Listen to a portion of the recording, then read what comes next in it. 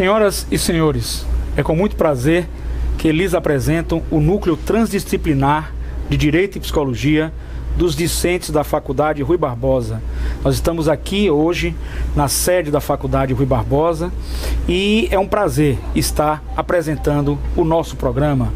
O nosso programa vai versar sobre a matéria Direito e Psicologia e seus desdobramentos, dentre eles a sociologia, a psicossociologia, a psicologia quântica, a física quântica, enfim, a psicanálise, enfim, em todos os seus segmentos, na esfera civil, na esfera criminal, na alienação parental, enfim, é um trabalho acadêmico, científico, que busca informações e pesquisas nesse segmento, cada vez mais aprimorando o nosso grupo acadêmico formado pelos discentes da Faculdade Rui Barbosa. Eu tive a honra de ser convidado, meu nome é Carlos Henrique Alves Martinez, para ser o professor orientador deste grupo. E nós rendemos aqui homenagens a todos os professores da Faculdade Rui Barbosa de Direito e de Psicologia, que estão já convidados para participarem do nosso núcleo e com pesquisas, com trabalhos, com entrevistas, com seminários, com workshops, com cursos, com palestras, enfim, com toda a gama acadêmica que nós pretendemos desenvolver dentro da nossa instituição. Então, mais uma vez, é um prazer estar aqui e dizer-lhe que esse núcleo é um núcleo que vem servir ao meio acadêmico e à sociedade, à comunidade. A universidade, a faculdade não pode ficar distante da comunidade, distante da sociedade. Pelo contrário, ela tem que estar ao lado da comunidade, ao lado da sociedade. Eu quero render homenagens à Faculdade Rui Barbosa, que nos dá essa oportunidade de fazer isso, ao portal Jorge Guedes, que está aqui de forma desprendida, gratuita, oferecendo os seus serviços para que possamos colocar no seu site, no site Jorge Guedes. E eu gostaria também de render homenagens aos nossos diretores da nossa instituição, Faculdade Rui Barbosa, ao professor Dr. Marcelo Adler, ao professor Cristiano, à professora Ana Cláudia, ao professor Ítalo, enfim, a todos os nossos diretores. Aos coordenadores do curso de Direito, professor Belmiro Fernandes, professora Ezilda Mello, professora Simone Azevedo e a professora, nossa querida coordenadora do curso de Psicologia também, e os coordenadores de outros cursos. Mais uma vez, parabenizar a todos os professores, a todos o nosso corpo discente, e esse é um núcleo que vai, com certeza, atingir a comunidade, chegar até a comunidade com projetos que tenham praticidade, mas que tenham também cientificidade, teoria e prática unida. E os nossos acadêmicos irão, com certeza, gostar desse projeto e desenvolver cada vez mais esse projeto. É o nosso intuito, é o nosso desejo. O nosso núcleo, ele vai ter por objetivos, não é? Objetivos do Núcleo Transdisciplinar de Direito e Psicologia dos discentes da Faculdade Rui Barbosa, FRB. Primeiro, promover os estudos e as pesquisas científicas nos segmentos do direito, da psicologia, da psicanálise e da psicossociologia, bem como da abordagem transpessoal quântica. Segundo, criar espaço para publicação de pesquisas científicas, tais como artigos científicos, trabalhos de conclusão de cursos, monografias, dissertações e teses. Nós temos que fazer as publicações e hoje o MEC, o Ministério da Educação e Cultura, exige que as instituições de ensino superior tenham publicações, não só do corpo discente, mas também do corpo docente. E esse é um canal aberto para todos nós da Faculdade Rui Barbosa. Terceiro, acompanhar o projeto Começar de Novo, do Conselho Nacional de Justiça, Brasília, em conjunto com o Tribunal de Justiça da Bahia. Quero render homenagem à doutora Maria do Socorro, que hoje coordena, dentro do Tribunal de Justiça do Estado da Bahia, ela coordena o projeto Começar de Novo. Doutora Maria do Socorro, tenha boas festas e muitas felicidades. A senhora estará conosco com seu brilhantismo em 2015. E esse projeto Começar de Novo é um projeto que está inteiramente abraçado pelo Núcleo Transdisciplinar de Direito e Psicologia. O quarto, promover uma espécie nova de trabalho, que é a meditação transpessoal quântica, para a preparação dos discentes para o exame da ordem, provas e concursos públicos. Nós todos sabemos que o discente às vezes está preparado para fazer um exame da ordem, está preparado para fazer uma prova de concurso, está preparado para fazer uma prova, mas o seu lado psicológico é afetado. Então nós vamos introduzir o sistema da meditação transpessoal quântica. E aqui vale um comentário do que seja a transpessoalidade. A transpessoalidade hoje é a quarta força da psicologia e muitos dizem da parapsicologia, porque nós temos o behaviorismo, a psicanálise e a linha existencialista humanista. E a transpessoal é que transcende a pessoalidade, transcende o ser humano, trabalha com o emocional, trabalha com o físico, trabalha com o psicológico, a psique, trabalha com a mente e trabalha com a questão metafísica, ou seja, espiritual, que a ciência hoje já está em perfeito casamento. Então, esse processo é muito interessante. Hoje, através da física quântica, nós sabemos que nós conseguimos formar a realidade. O ser humano é uma máquina que faz a sua realidade. Então nós podemos fazer nossa realidade melhor, com certeza absoluta. E podemos preparar discentes para fazerem provas melhor aptos, melhor psicologicamente aptos e com estudo também para que ele possa estar preparado psicologicamente para enfrentar um momento de tensão, um momento de angústia, um momento que ele vai, com certeza absoluta, se sair bem. O quinto é difundir estágios nos presídios e nos hospitais de custódia e tratamento, os chamados HCTs, aonde os discentes poderão rever processos judiciais e perfis dos apenados, bem como as terapias transpessoais para os detentos e seus familiares. Sabemos que os familiares dos presos sofrem muito e é preciso um trabalho dentro desta linha, até porque o preso um dia vai voltar à sociedade e nós precisamos ressocializá-lo, reinseri-lo no meio social. O sexto, desenvolver a abordagem transpessoal quântica nas organizações, visando motivação dos colaboradores e melhor comportamento profissional. É importante o preparo psicológico dos colaboradores nas organizações.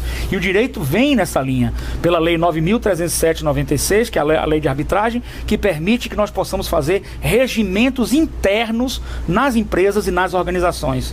E também na questão da abordagem transpessoal e quântica, no sentido de que esses servidores, esses colaboradores possam ter um comportamento melhor na empresa, possam trabalhar melhor nas empresas, produzindo melhor, sendo mais feliz no seu local de trabalho. Nós vamos atingir e atuar nessa área através de pesquisa. O senhor e a senhora, que é empresário, que tem uma organização, nós estamos fazendo isso inicialmente de forma voluntária e estamos atingindo a nossa empresa. Vai estar o meu telefone, o meu e-mail e o e-mail também do grupo, para que os senhores possam entrar em contato conosco, para que possamos ir na sua empresa com o nosso grupo e trabalhar no sentido de melhorar o desempenho, a motivação dos colaboradores, da sua empresa, da sua organização. Promover apoio às vítimas da violência, de frustrações com os processos judiciais, bem como aos apenados e seus familiares, dentro da abordagem transpessoal. A abordagem transpessoal é uma abordagem muito mais ampla do que a psicologia tradicional. Ela vai além da psicologia tradicional, né? Nós podemos falar hoje de uma psicanálise transpessoal quântica. A física quântica nos traz uma informação muito importante. Diferentemente do que pensávamos, o átomo não é, em hipótese alguma, estável e sólido. Pelo contrário, os elétrons, eles passam de um para outro átomo. Então nós temos uma oscilação na matéria. E o que faz com que nós fixemos a matéria, ou seja, a realidade é uma visão de cada um. Cada um vê as coisas de uma forma própria, de uma forma real. E nós precisamos fazer com que as pessoas se preparem melhor para essa visão. Por exemplo, alunos, discentes que vão fazer o exame da ordem, precisam estar preparados psicologicamente. Precisam fazer uma abordagem transpessoal quântica para chegar no dia da prova, estarem aptos, tranquilos, evidentemente serenos, para que possam para que se possa aflorar todo o seu conhecimento que ele estudou durante esse tempo todo na faculdade e possa ter êxito, sucesso, porque às vezes o lado psicológico, o lado psicanalítico, o lado transpessoal, o emocional, o metafísico, o espiritual, essas energias que nós não conseguimos enxergar, elas podem nos atrapalhar tanto na vida, e muito mesmo. Então nós queremos fazer estudos científicos e pesquisas nessa linha. Esse é o objetivo desse núcleo. Oitavo, estudos e apoio a questões de alienação parental em todos os aspectos, dentro do direito e da psicologia e da abordagem transpessoal. Nós queremos que a alienação parental, que é hoje um tema bastante difundido, possa ser melhor estudado, melhor visto, porque quando um casal se separa, ele simplesmente, um dos cônjuges pode simplesmente criar no outro, na criança, no adolescente, falsas memórias sobre o outro cônjuge. Então a alienação parental tem que ser estudada, porque isso faz um reflexo muito ruim para a criança ou adolescente, que será uma pessoa traumática, será uma pessoa com transtornos mentais, será uma pessoa que no futuro não vai desempenhar um bom trabalho, não vai ser um bom profissional, não vai ser um bom pai, e isso pode inclusive chegar a um ponto de gerar uma criminalidade, de gerar a criminalidade que todos nós estamos combatendo na nossa sociedade. O nono, desenvolver todo tipo de análise, estudos, pesquisa e atuação profissional dentro do direito, psicologia e da psicanálise e abordagem transpessoal quântica. O décimo é o apoio e acompanhamento dentro dos segmentos citados no item nono, o item acima, de forma ampla e restrita. O núcleo está aberto a toda a comunidade e a todos os nossos discentes. Em 2015, nós estaremos funcionando com esse núcleo. Vamos precisar de todos, vamos contar com o apoio de todos, com o apoio dos nossos professores, que aqui eu rendo novamente as minhas homenagens pelo quadro de excelência dos professores da Faculdade Rui Barbosa. E por que não, pelo quadro de excelência dos nossos discentes, que são empenhados e dedicados, e com certeza queremos fazer um trabalho que não fique restrito ao seio da faculdade, e sim que possa ir a campo, que possa ir à comunidade. E é esse o objetivo nosso, ir à comunidade para realizar essas pesquisas e desenvolver trabalhos que tenham a teoria e a prática dentro das ciências que nós estamos estudando, o direito, a psicologia, a psicanálise, a transpessoalidade e até a psicologia quântica, hoje como, entre aspas, uma quinta força, né, do nosso segmento da psicologia. Eu quero agradecer demais e daqui a pouco a gente volta com mais informações. Muito obrigado.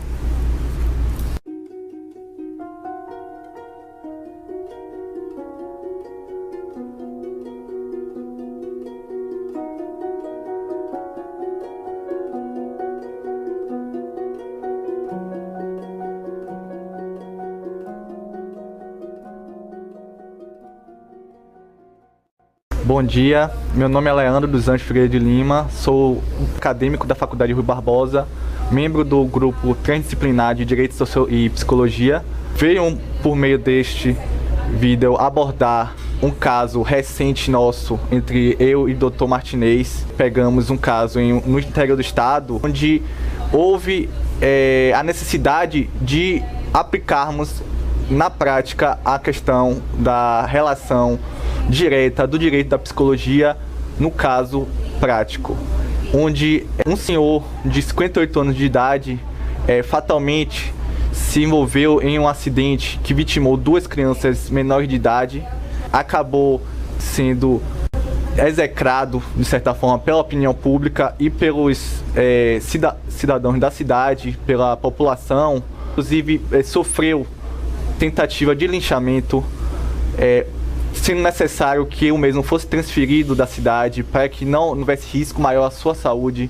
Nos depoimentos prestados por ele, tanto no hospital no qual o mesmo ficou internado e posteriormente na delegacia, o mesmo estava sob forte emoção, forte abalo psicológico, não teve um acompanhamento próprio para o momento, acabou distorcendo no seu próprio entendimento quais seriam. A delegacia mesmo acabou se contradizendo no hospital também, por meio de um abalo psicológico mesmo vinha sofrendo no momento, pelos problemas familiares, inclusive, que o mesmo vinha passando.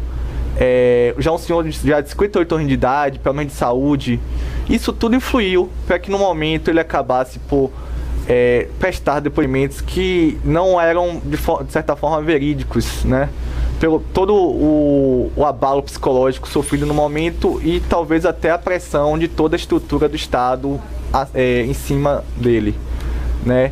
Nesse caso vemos como é importante a questão da psicologia do direito em conjunto nas abordagens junto às pessoas vitimadas e junto às pessoas vitimadas por toda a estrutura estatal do direito criminal, e vemos a necessidade que se faz presente um grupo como o nosso na abordagem a tais casos, junto às pessoas envolvidas e junto ao próprio Estado na solução de tais problemas.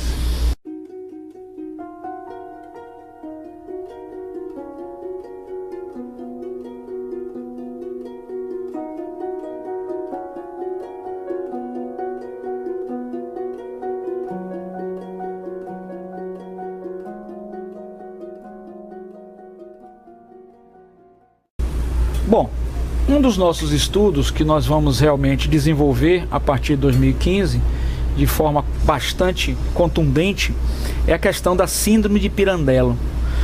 Nós temos o grande, renomado siciliano Luigi Pirandello, que assim nos disse: as pessoas veem as coisas como elas pensam que as coisas são. Então ele deduziu numa frase muito simples: assim é, se lhe parece ser. Então, se parecer ser, assim será. Então, Luís de Pirandello diz que nós temos muita distorção da realidade. Podemos ver coisas que não existem, podemos ter sensações que não são verdadeiras, podemos ter percepções que não são verdadeiras. E o professor Damásio, que é o professor de psiquiatria, ele nos diz, um professor renomado de psiquiatria, nos diz que, na íntegra, as suas palavras: às vezes usamos nossa mente não para descobrir fatos, mas para encobri-los, ainda que nem sempre de maneira intencional. Então, Freud descobriu o inconsciente do ser humano. E a partir do momento em que descobre o inconsciente do ser humano, mostra que muitos dos nossos comportamentos não são conscientes, e sim inconscientes. Isso afeta a nossa vida afetiva, profissional, e afeta até, por exemplo, num crime, quando a pessoa não tem consciência, o agente não tem consciência do ato que pratica, e a partir do momento que ele não tem consciência do ato que ele pratica, ele se torna inimputável. Ou seja, ele é uma pessoa doente que precisa de tratamento. Então ele vai receber uma medida de segurança no HCT, Hospital de Custódia e Tratamento. Esses estudos nós temos realizados na Faculdade Rui Barbosa com muita profundidade. E eu tenho aqui uma satisfação e um orgulho muito grande de estar na Faculdade Rui Barbosa desempenhando esse papel, esses estudos, essas pesquisas. E tenho tido muito apoio, não só dos nossos diretores, dos nossos coordenadores, dos nossos colegas professores, mas também do corpo discente, que tem sentido a necessidade de estudar cada vez mais esse assunto e se aprimorar. Então é mais uma vez uma honra e um prazer. Então, a psicologia trabalha com a realidade psíquica, elaborada pelo indivíduo a partir dos conteúdos e conceitos armazenados na mente. Nós somos, na realidade, pessoas que vivemos de uma espécie de transformação, de um processamento de dados. Nós pegamos uma imagem nova, uma situação nova, uma sensação nova, um sentimento novo, uma emoção nova, e vamos para a nossa mente. Lá na nossa mente, nós vamos fazer, como Freud nos explicava, uma associação de ideias. E vamos voltar com essa nova informação. Primeiro, nós temos uma informação pura, da senso-percepção da realidade. Segundo, nós temos uma associação de ideias com conceitos, informações armazenadas em nossa memória. E terceiro, nós temos o processamento, ou seja, nós misturamos, associamos, adequamos e aí apresentamos o que nós chamamos de nossa realidade. Isso tudo é muito perigoso, porque, por exemplo, nós temos um caso que estamos estudando, não é, Leandro? Um caso nós estamos estudando que apenas aqui vamos interagir com o Leandro aqui, o nosso acadêmico, uma testemunha, aquele caso, apenas uma testemunha, que foi a vítima que recebeu os tiros, no caso do processo penal que nós estudamos. Essa única testemunha reconhece à noite, 1h da manhã, certo? O autor dos disparos. Então ninguém mais reconhece, não existe prova de balística, não existe prova testemunhal nenhuma, não existe nada, só existe essa testemunha, que foi a vítima, que foi a vítima. E em psicologia das testemunhas, quando se aponta um revólver para a pessoa, vou fazer aqui uma mistura um pouco arriscada, acadêmica, mas vou ousar em fazê-lo, que quando se aponta um revólver para a pessoa, em Gestalt terapia, a gente sempre olha uma figura e o resto é o fundo, certo? A gente sempre tem uma noção das coisas fixas, a figura, eu estou olhando para a câmera, que é a figura, e o fundo é o que está por detrás. O fundo eu tenho uma noção, mas a figura eu tenho uma percepção maior. Então, na Gestalt terapia, usando a psicologia das testemunhas, quando alguém mira um revólver pra gente, a gente olha bastante pro cano do revólver, é a figura. E o fundo é o que está, né? O que não conseguimos captar com tanta precisão. Então, até que ponto uma condenação de um réu nesse sentido é válida? Até que ponto é justa? Hein, Leandro? Você que estudou também esse caso este ano conosco, é um caso real, não estamos dando nomes aos casos em respeito às vítimas, porque na realidade as vítimas às vezes fazem isso não de forma intencional, às vezes fazem porque a emoção atrapalha, porque a memória não traz a informação precisa, e eu gostaria de aconselhar a leitura desse livro para os nossos acadêmicos, Psicologia Jurídica de Fiorelli. Psicologia Jurídica de Fiorelli. Este livro, Psicologia Jurídica de Fiorelli. Muito bom. E ele fala um ponto importante. Além da síndrome de Pirandello, ele fala também das ilusões perceptivas. Nós temos diversas ilusões em nossas percepções. Leandro, nos dê um breve comentário sobre isso. Um breve comentário sobre essa situação.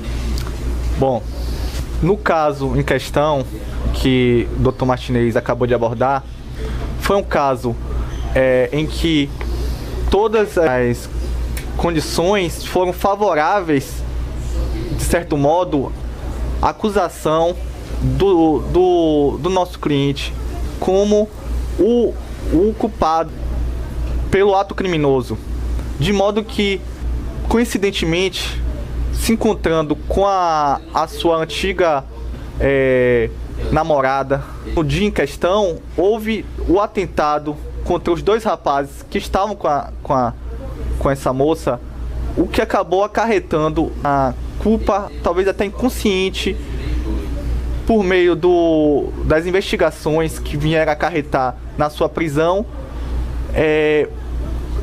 dando a entender que ele seria o principal culpado, sem que não houvesse nenhuma prova consistente, simplesmente de uma das vítimas, onde o mesmo nunca o havia visto, mas posteriormente, já no hospital, foi feito seu reconhecimento com base em uma foto, uma única foto mostrada ao mesmo, logo após o mesmo ter acesso a programas jornalísticos onde já apontavam o nosso cliente como o principal acusado pelo crime, e de modo que o mesmo se viu, de certo modo, impelido a reconhecer o mesmo como o principal suspeito, como o autor do fato criminoso.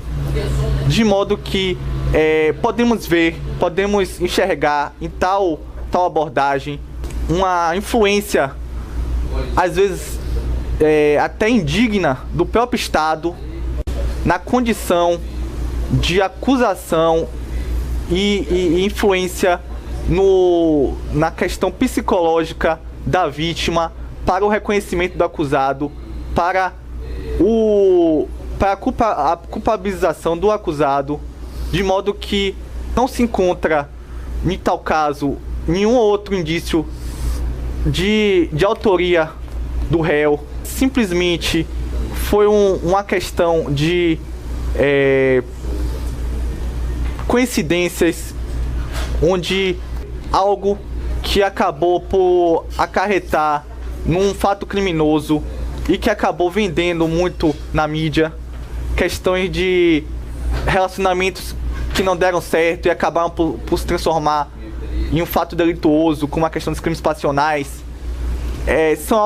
são coisas que vendem muito na mídia e que acabaram por influenciar muito, ao nosso ver, nesse caso, em que o réu foi culpabilizado simplesmente pelo fato de estar presente na cena e já ter tido um relacionamento com uma das integrantes do grupo, no qual as duas vítimas foram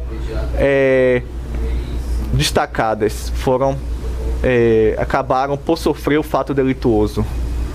De tal modo que podemos visualizar nessa situação uma forte influência da mídia e, quiçá, do aparato estatal para vitimização da sociedade e para a culpabilização extrema em casos que não há, de certo modo, solução imediata para que possam vender e para que possam passar uma imagem de um aparato realmente funcional que se faz presente, que resolve, que dá solução aos casos de fatos delituosos na nossa sociedade. Inclusive, Jorge, até aproveitando a interação com o Leandro aqui, nossa interação com o Leandro, existe um grande problema na nossa sociedade, que é o seguinte: em crimes de grande repercussão midiática, e nós estamos acostumados a pegar aqui, a assumir esses casos de crimes de grande repercussão midiática, e eu trouxe para a nossa faculdade Rui Barbosa, para os alunos estudarem na prática, crimes com fato público, notório, né? Eu trouxe para que eles pudessem estudar, de repercussão midiática. Só esse ano eu trouxe 4, não foi, Leandro? 4 crimes dessa natureza. Só esse semestre, perdão. Então, na realidade, o crime ocorre, a sociedade exige uma satisfação, e aí nós temos o que nós vamos chamar, em psicologia, ilações de preenchimento de lacuna. Ilações de preenchimento de lacuna. Precisamos preencher uma lacuna. E temos que fazer então, façamos então a ilação. Se fulano era ex-namorado dela, se estava na festa, logo foi ele, sem nenhuma prova. E a indução da vítima, através do seu retrato, do retrato do acusado, no outro dia pela manhã, em todos os meios de comunicação. Aí nós vamos para as ilusões perceptivas e os fenômenos da percepção. Os dois fenômenos da percepção que nós já tínhamos falado, que se vincula à Gestalt terapia, significa a relação figura e fundo da ilusão. E a ilusão e a figura e fundo. Então, denomina-se ilusão a percepção e interpretação errônea de estímulos sensoriais externos reais.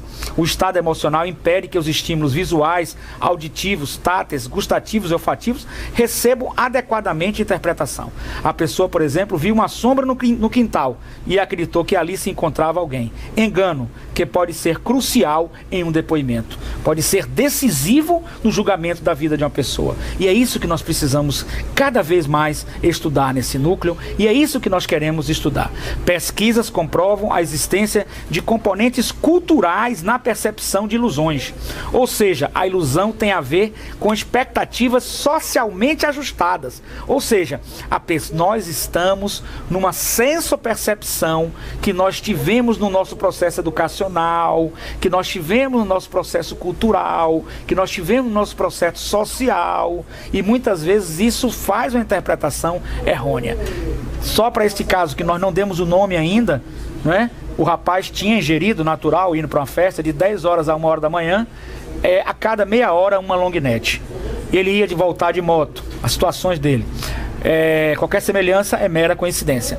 Ele iria, além do mais, ele iria dirigir essa moto. Logo, como é que ele pode ter visto com tanta precisão? Inclusive, há uma contradição nos autos que nós vamos trazer no próximo programa. Não perca o próximo programa, assista, venha assistir conosco, venha participar. Você é de outra instituição, aluno, acadêmico da comunidade, nós estamos abertos, venha participar conosco. Nos autos, quando nós tiramos as fotos coloridas, não foi, Leandro? Nós vimos que o rapaz estava de camisa verde, o réu, e a vítima o descreveu como camisa preta. Erro crasso. Esse único depoimento foi o suficiente para pronunciar esse rapaz. Será o suficiente para condená-lo? Nós temos que ter cautela, nós temos que ter uma visão mais ampla e deixar um pouco o senso comum para um senso crítico, um senso moderado, um senso científico, um senso amadurecido. Nós estamos ansiosos e querendo que os alunos, corpo docente, e aqui também aberto aos professores, né, para que possamos ter publicações de artigos científicos. É muito importante que o nosso núcleo tem artigos científicos. Professor daqui da casa ou de outras casas, fiquem à vontade. Nós publicamos artigos científicos aqui neste núcleo que ora se inicia. Nós queremos artigos científicos, queremos um estudo mais científico. Nós não podemos ter o julgamento das coisas com senso comum. É extremamente perigoso para a sociedade. E isso a sociedade comete muitos e muitos erros por causa destes pensamentos, certo? A influência da emoção sobre a percepção, produzindo ilusões, é reconhecida e notória. Os torcedores, por exemplo, percebem com precisão os erros do juiz que favorecem a equipe adversária. Uma ilusão responsável por inúmeros conflitos. Nós temos diversas formas de ilusão e nós precisamos nos aprimorar nos nossos relacionamentos, nas nossas sensopercepções, para que evitemos essas ilusões. Nós, na realidade, como seres humanos, descarregamos todas as nossas emoções na expectativa do que queremos para o outro, certo? Mas nós não percebemos o que o outro quer, o que o outro precisa e o que o outro necessita. Razão pela qual o nosso núcleo também atinge a questão organizacional. E por fim, eu diria que nós estamos com a transpessoal como uma terapia breve de emergência, em que ela é basicamente um processo que envolve desaprendizagem, aprendizagem e reaprendizagem. Desaprendizagem na terapia transpessoal significa tirar, extinguir um repertório comportamental do qual lhe faz mal, né? Aprendizagem, aprender um novo repertório comportamental que lhe faz bem, né? E reaprendizagem, o reforço desse aprendizado. Isso é um estudo que atinge em todas as áreas, inclusive a área do direito. Inclusive aqui a gente tem que render homenagem aos juízes, aos magistrados, aos promotores, aos delegados, mas que com certeza nossos colegas também se beneficiam desses estudos, porque muitas vezes um delegado vê uma coisa que não é real e não é intencional, não é por culpa dele, mas por essas ilusões perceptivas, essas ilusões que a cultura nos impõe, essas ilusões. E por fim eu gostaria de, no próximo programa, já deixar marcado que nós vamos falar da ditadura da sensopercepção compartilhada. Muito importante esse estudo. E vamos estudar também o tribunal do júri como um aspecto maravilhoso. E as relações interpessoais, sejam nas organizações, sejam nas empresas, sejam nas faculdades, sejam nas comunidades. Vamos estudar o crime de proximidade. Muita gente fala que o maior índice de criminalidade é o índice pelo tráfico de drogas, pelas drogas, certo?